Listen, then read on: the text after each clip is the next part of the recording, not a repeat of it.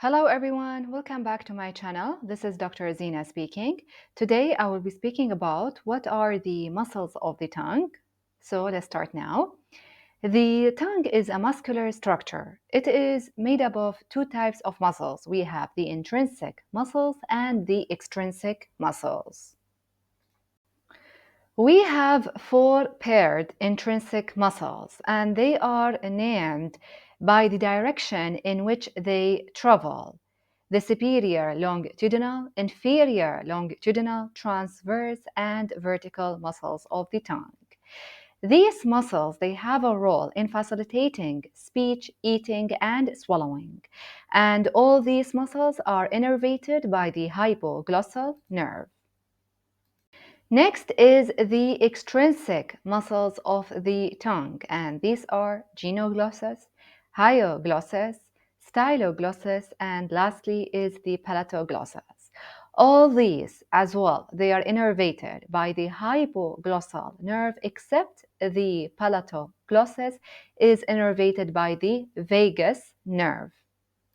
Now you might ask me why these muscles are called extrinsic and these are called intrinsic. The reason is that the intrinsic muscles, they originate within the tongue, whereas the extrinsic muscles, they originate from structures outside the tongue and insert into it. That's why today my focus will be for the extrinsic muscles of the tongue. Starting with the Genioglossus. The Genioglossus, as you can see in the picture on the right side, it is a large muscle. It arises from the mandibular symphysis, so therefore it originates outside the tongue. The function of this muscle is protrusion and depression, and in order to remember it, remember the mnemonic bad. When you stick your tongue out, this is a bad behavior. So because of that, the Genioglossus, it has two roles: protrusion and depression. Next is the Hyoglossus muscle. As you can see on the picture on the right side, the green color is the Hyoglossus muscle. And as the name suggests, it arises from the hyoid bone. And the main function of this muscle is depression and retraction.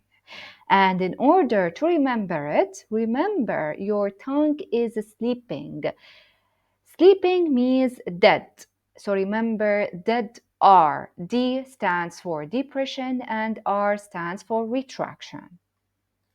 Next is the styloglossus muscle. As the name suggests, it originates from the styloid process of the temporal bone. And the main function of this muscle is retraction and elevation. And in order to remember it, remember the dental chair.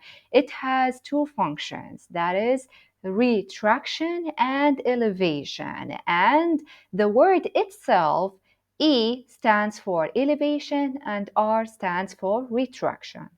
Lastly is the palatoglossus muscle, and its name is associated with the soft palate and is therefore innervated by the vagus nerve. So it's the only muscle that is innervated by the vagus nerve.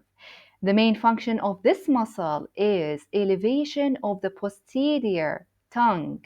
And in order to remember it, remember the elevator, it only goes up and down. This muscle only goes up. So up means elevation of the posterior tongue. Now here is a question.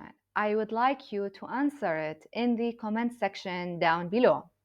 The name of this muscle.